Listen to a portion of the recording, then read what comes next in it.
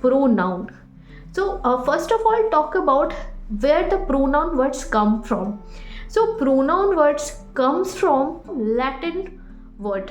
So pro and noun, there is two words which merge with each other और ये word बन जाता है, वो होता है pronoun.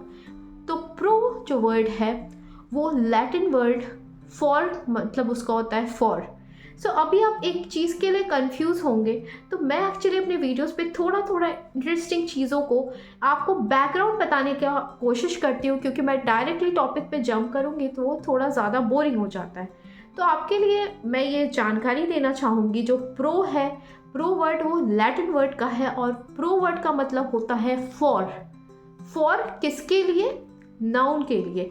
Pro meaning for what? For noun. So pronoun means for noun, as simple as that. So जो pronoun word है वो pro होता है लैटिन वर्ड से, और लैटिन वर्ड का मतलब नहीं है कि लैटिन अमेरिका से आया है. It is not from Latin America, Italy के सेंट्रल पार्ट से हुआ है. pronoun means in place of noun, as simple as that. For instance, if I give you the example that Abhishek Sharma is a very good player.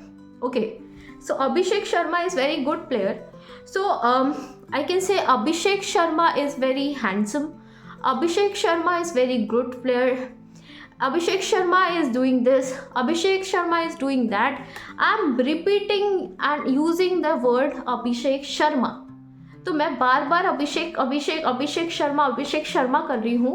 तो मैं अभिषेक शर्मा को यहाँ पे हटा के, अगर अभिषेक शर्मा एक अच्छा खिलवाड़ है या अच्छा क्रिकेटर है, उसके जगह पे अगर मैं ही यूज़ करती हूँ तो वो ही क्या होता है? अभिषेक शर्मा का रिप्लेसमेंट होता है. और वही क्या होता है? वही होता है आपका pronoun, means in place of noun.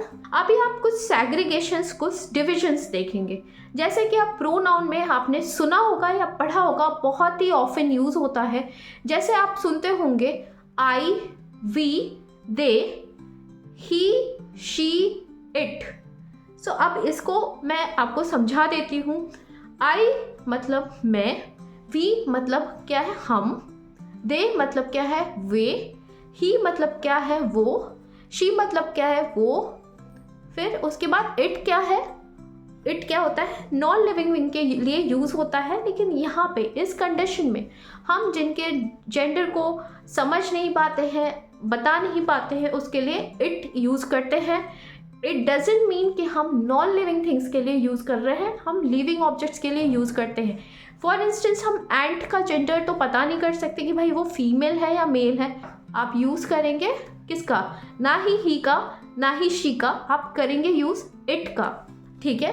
तो उस कंडीशन में, क्योंकि चींटी क्या है, एंट क्या है, वो लिविंग ऑब्जेक्ट है, लेकिन आप उसका जेंडर बता नहीं सकते, इसीलिए आप वहाँ पे यूज़ कर रहे हो इट का. तो मैंने आपको कुछ चीज़ें बताई थी, जैसे कि आई, वी, दे. आई और वी क्या होगा? First person. फर्स्ट पर्सन इसलिए होगा क्योंकि ये सब्जेक्टिव और नॉमिनेटिव केस है.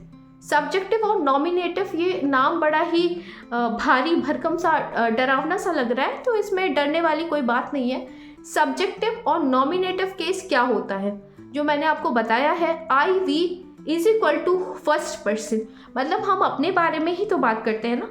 हम कोई अपने इमोशंस को आप एक्सप्रेस करते हो तो मैं या हम ही यूज़ करते हैं ना, कि हम सब मिलके प्रोटेस्ट कर रहे हैं. जैसे कोई रेप विक्टिम के केसेस में बहुत सारे कैंडल मार्च होते हैं, बहुत सारे लोग एक साथ मिलके क्या करते हैं? प्रोटेस्ट करते हैं. तो वहाँ पे हम वी लिखते हैं ना, वी. ठीक है.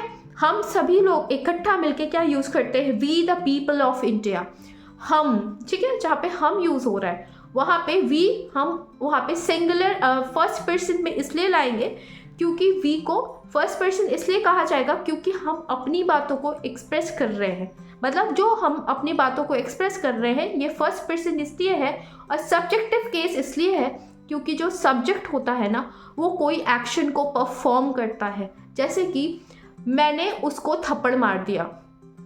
ठीक है. अगर मैंने किसी को एक थप्पड़ मारा तो मैंने क्या किया, मैंने ये एक्शन लिया किसी को चाटा मारने के लिए। जैसे मैंने आई स्लैप्ड, मान लीजिए राहुल, ठीक है, I slapped Rahul, so I just slapped Rahul, so what I did is I slapped, so I perform the action, that means I am the subject here.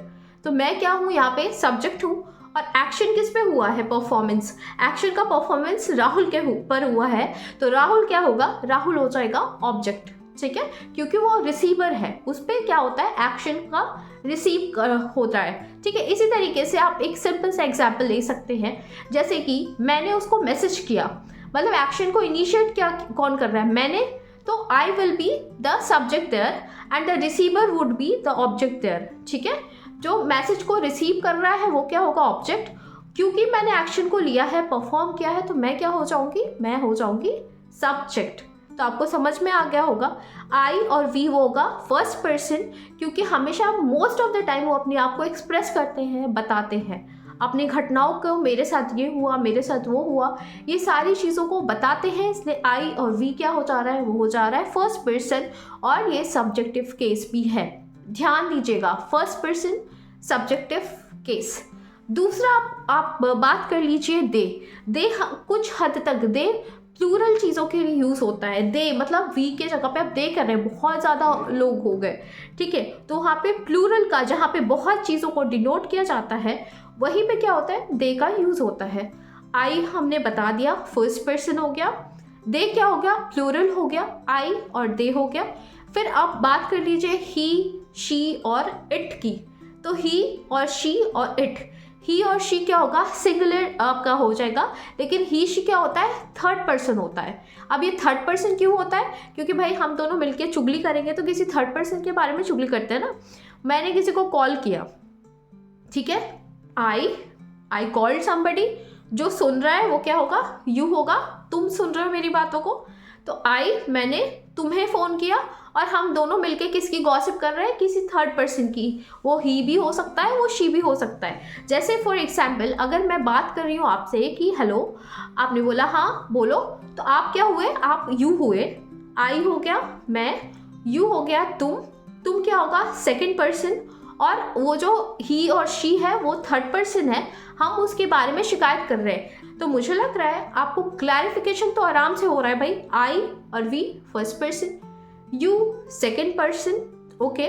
उसके अलावा they is a plural, he she and it, so it I told you, he and she is a third person and we are considering is as a singular. He और she क्या होगा, एक ही होगा ना, कोई ही और शी, हम his और शीज नहीं ना यूज़ करते हैं, हम किसी एक बंदे के बारे में ही यूज़ करते हैं ना, ही, और उस बंदी के बारे में शी यूज़ करते हैं, तो ही और शी क्या हो जा रहा है, ये थर्ड पर्सन हो जा रहा है। इट क्या हो रहा है, इट वो है जो नॉन लिविंग बींग्स को बोल रहा है, डिटरमिन कर रहा है। जैसे कि कोई एंट है, आप एंट का जेंडर कैसे बताएंगे कि वो फीमेल एंट है या मेल एंट है। अब मच्छर तो एनाफिलीज मॉस्किटोज तो क्या होता है, फीमेल ही होता है जो मच्छरें काटती है, मच्छराई नहीं काटती, हम कहते हैं ना मच्छर काट रहा है, तो वहाँ पे हमें उसका जेंडर तो पता नहीं है ना, लेकिन मोस्टली जो मच्छर होते हैं ना हमें जो काटते हैं वो क्या होती है, ज़्यादातर फीमेल मॉस्किटोज होती हैं।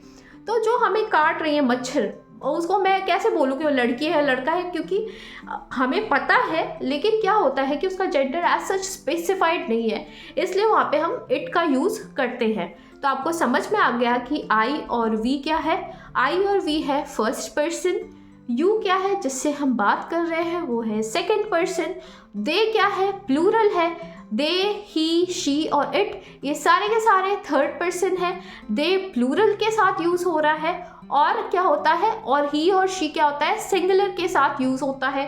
इट किसके साथ यूज़ होता है, जिसका जेंडर स्पेसिफिक नहीं पता है, कि वो लिविंग बींग्स तो है लेकिन उसका आपको जेंडर नहीं पता है कि वो फीमेल है या मेल है। तो मुझे लग रहा है कि मैंने आपको बिना कुछ चीज़ों के बिना